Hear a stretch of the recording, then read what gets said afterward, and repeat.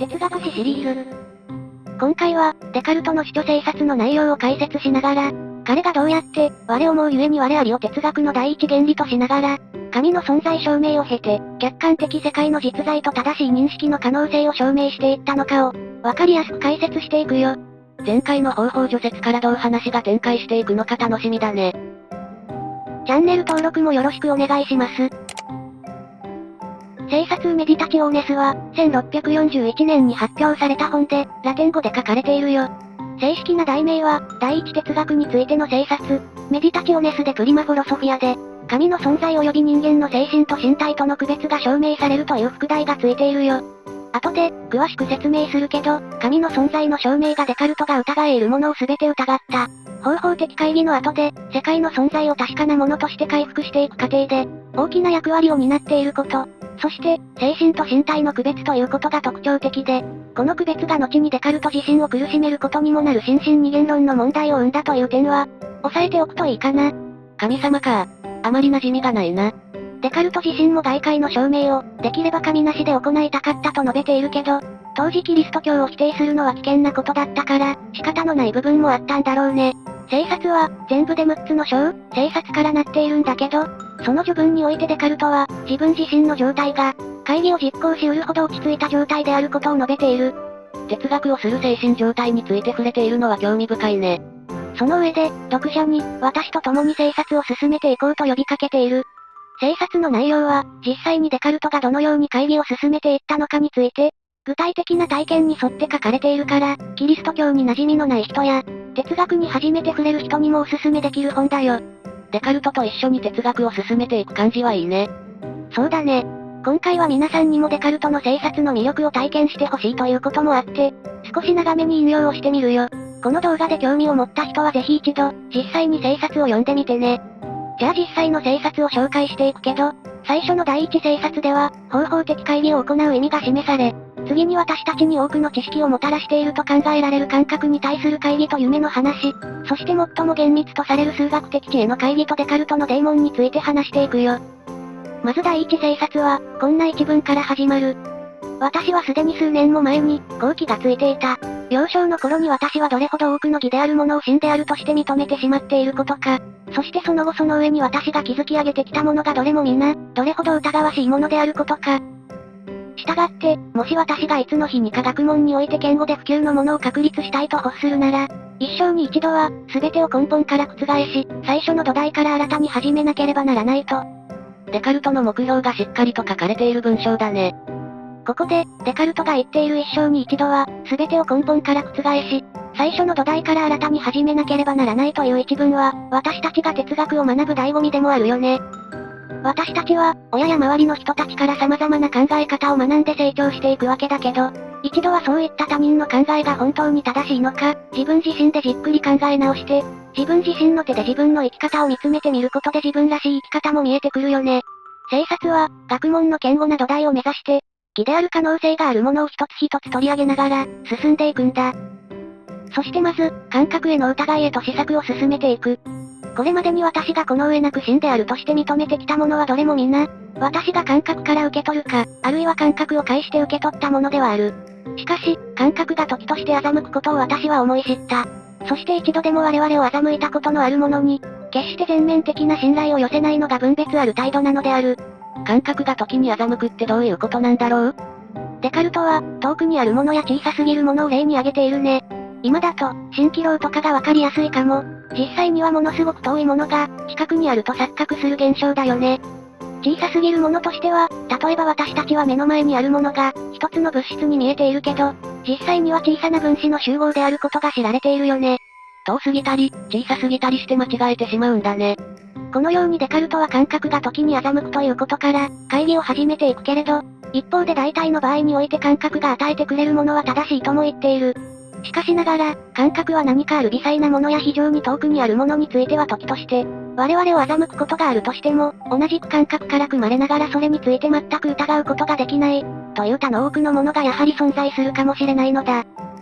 例えば、今私がここにいること、炉のそばに座っていること、冬着を着ていること、この紙を手にしていること、及びこれに類似したことである。しかし、この手そのものやこの体全体が私のものであることをどうして否定できるだろうか。私を誰か狂人たちになぞらえるのでなければ、どうしてこれを否定できるだろうか。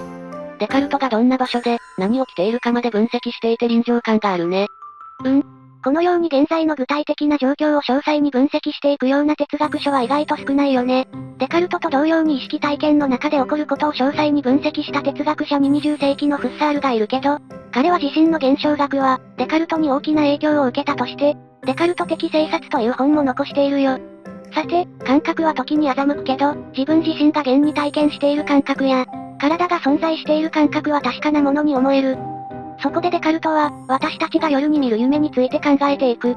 まさにその通り。しかしながら私は、夜に眠り、狂人たちが目覚めている時に受け入れるのと、同じことを全て夢の中で受け入れ、あるいは時として最もありそうもないことをすら受け入れる。そうしたことを常とする人間のはずである。実際に夜の眠りの中で、私はなんとしばしば、自分がここにいるとか、衣服を着ているとか、炉のそばに座っているとか、といった普段の事柄を成していると信じることだろう。実際のところ私は、着物を脱いで寝床に入っているというのに。これらのことをより注意深く考えてみると、覚醒は睡眠から、確実な指標によっては決して区別されることがありえないということがわかる。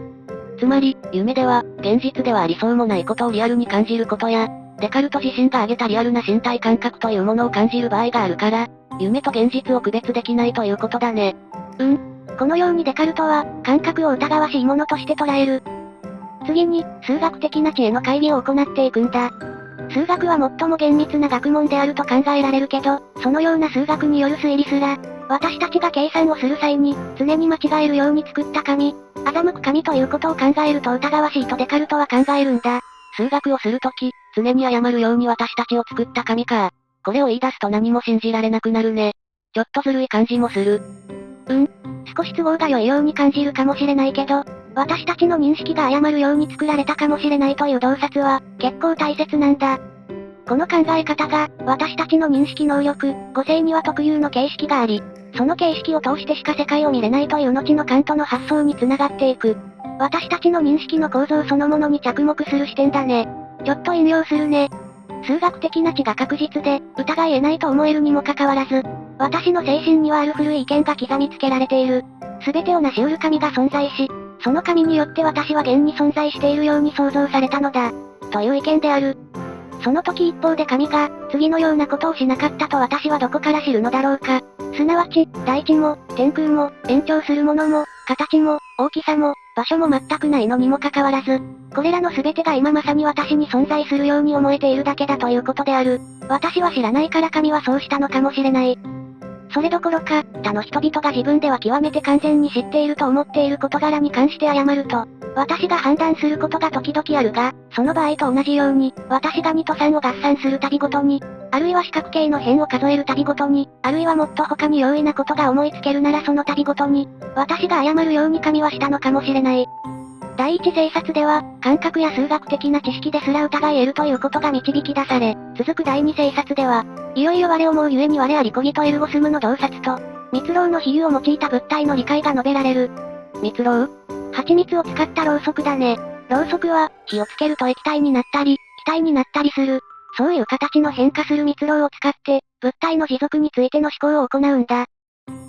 第一生殺で、数学的な判断すら間違えさせる欺き手を考えた後、第二生殺でデカルトはこう言っている。誰かしらある極めて有能で極めて狡猾な欺き手がいて、私をいつも恋に欺いている。彼が私を欺くのならば、その時私が何者かであることにやはり疑いはないのである。力の限り欺くがよい。だからといって、私が何者かであると私が考えている間私が何者でもない。ということを彼が証ぜしめることは決してできないだろう。かくして、すべてのことを十分すぎるほどに検討したのであるから、結局次のように結論すべきなのである。私はある、私は存在するエゴスム、エゴエグジスト、という命題は、私が言い表す度ごとに、あるいは私が精神によって把握する度ごとに、必然的に死んだということである。つまり、どんな事柄も欺き手でも、考える私の存在を否定することはできない。考える私は、それに意識を向けるたびに、その存在を確かなものとして意識することができるんだ。この認識のもとに、デカルトは物体の理解について、蜜蝋を用いた議論を展開しているよ。例としてこの蜜蝋を取り上げてみよう。これはほんの今しがた蜜の巣から取り出されたものである。それはまだ自分の味を全て失ってしまったわけではなく、その採取元である花の香りをいくらかは保っている。その色、形、大きさは明らかであり、硬く、冷たく、触れるのは容易であって、指で叩けば音を発するであろう。つまり、何らかの物体をできるだけ判明に認識し得るのに必要と思われる全てのものが、その蜜蝋に備わっているのである。しかしながら、こう言っているうちに、この蜜蝋を火に近づけると、なんと、残っていた味は消し去られ、香りは消え、色は変わり、形は崩れ、大きさは増し、液状となり、熱くなって、ほとんど触れることができず、もはや、打っても音を発しないであろう。それでもなお、同じ蜜蝋が存続し続けているのだろうか。存続し続けているのだと認めねばならない。誰もそれを否定しない。誰もそうとしか考えない。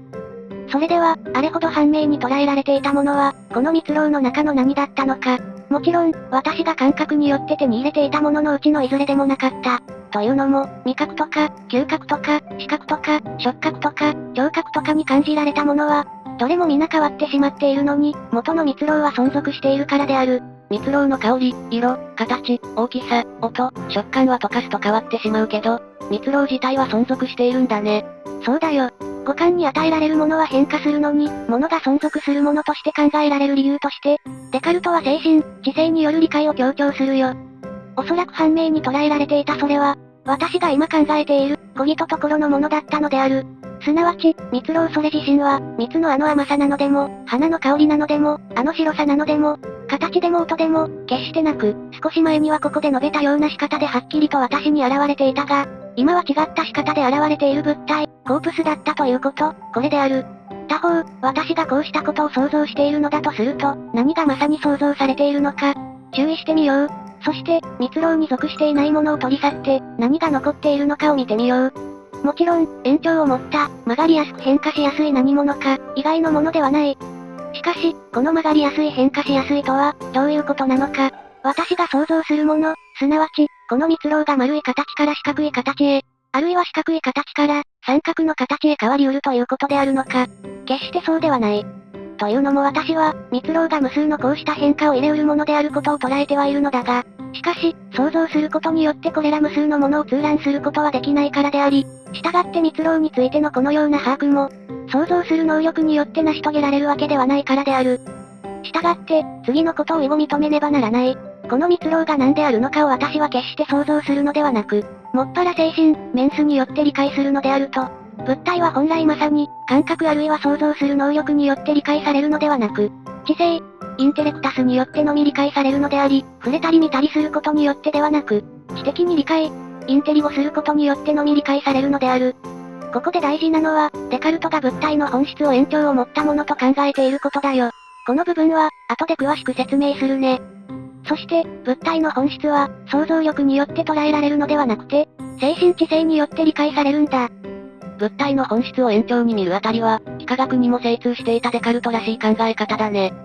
第三生殺以降で、デカルトは神の存在証明を行い、神の存在によって、外界の存在が確かに存在し、私たちの認識が確かなものとして成立することを、再び証明していくんだ。そして、最後の第六生殺では、心身問題という精神と物体である身体の関係が述べられるよ。第六生殺については、これだけで非常に興味深い問題だから、次回、超年論を取り上げる際に一緒に解説していくね。デカルトは、神の存在証明を3種類行っているんだけど、第三生殺で行われているものをまず見てみよう。私は神という名で、ある無限な、独立した、全知全能の実体のことを知的に理解する。そしてこの実体が、私自身を、あるいは私以外の何かが存在しているのなら、存在している限りの全てのものを創造したのである。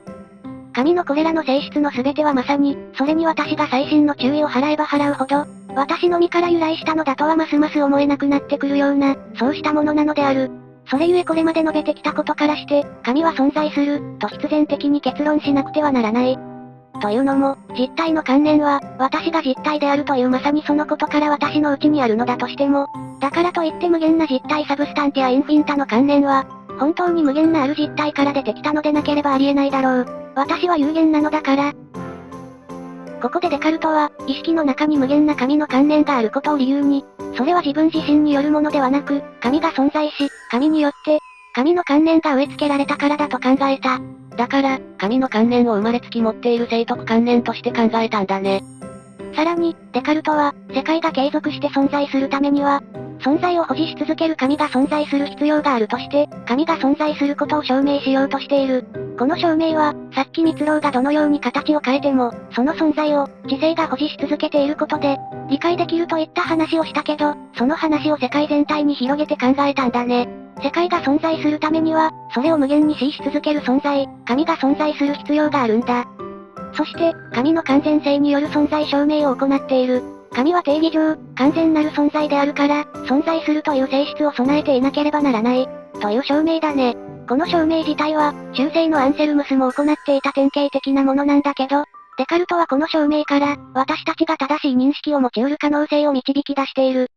つまり、完全なる神が、欺く、嘘をつくということはありえない。だから、私たちは正しい認識を持つことができる。ただし、有限な私たちの感性は時に過つので、常に知性を用いて、認識の正しさを確かめる必要があるんだ。数学的な知識ですら欺く神が登場した時はどうなるのかと思ったけど、神の完全性から、正しい認識が可能になるんだね。そうだね。デカルトは偵察で、最初は方法的会議の中で疑った世界の認識を、神の存在証明を通して、復活させていくんだ。ただ、これは神を信じない人は、懐疑論に陥るのかというと、そういう話でもないんだ。デカルトの言う、無限、完全性ということは、たとえ神を想定しなくても、理解できる概念だから、有限、不完全な私たちが、理性を用いて、より完全に近い認識へと近づいていく可能性はあるんだ。なるほど。ところで、さっきから実体って言葉が何度か出てきているけど、どんな意味なの？最後に、デカルトが考える実体について、解説しておくね。まず実体。サブスタンスという言葉だけど、他のものに依存せずに存在するものという意味だよ。古くは、古代ギリシャの自然哲学者が、万物の根源として探求したアルケイのように、それ以上分割できないもので、アリストテレスや中世哲学で長く使われてきた言葉だよ。デカルトは、この実体として、無限を本質とする実体、サブスタンティアインフィンタ、つまり神と、考える存在、C を本質とする心的実体レスコギタンス、広がり、延長を持つことを本質とする物理的実体レスエクステンサの3つを考えたんだ。実体という言葉の定義には、他のものに依存しないというものがあるから、精神と物質という異なる実体がどのように因果関係を持つのかという心身問題が起きてくる。心と体はどう因果関係を持つのかという問題か。難しそうだね。この問題に、デカルトは第6征察で取り組んでいるんだけど、これはデカルトのもう一つの著作情念論の話とも関係してくるから、次回詳しく解説していくね。次回も楽しみだね。今回も、動画を最後まで見てくれてありがとうございます。この動画へのご意見や、今後扱ってほしい話題なども、ぜひコメントお願いします。このチャンネルでは、今後も思考実験や、哲学や心理学、学習関連の動画を上げていく予定です。高評価チャンネル登録もぜひよろしくお願いします。それでは、皆さん、お元気で。またねー。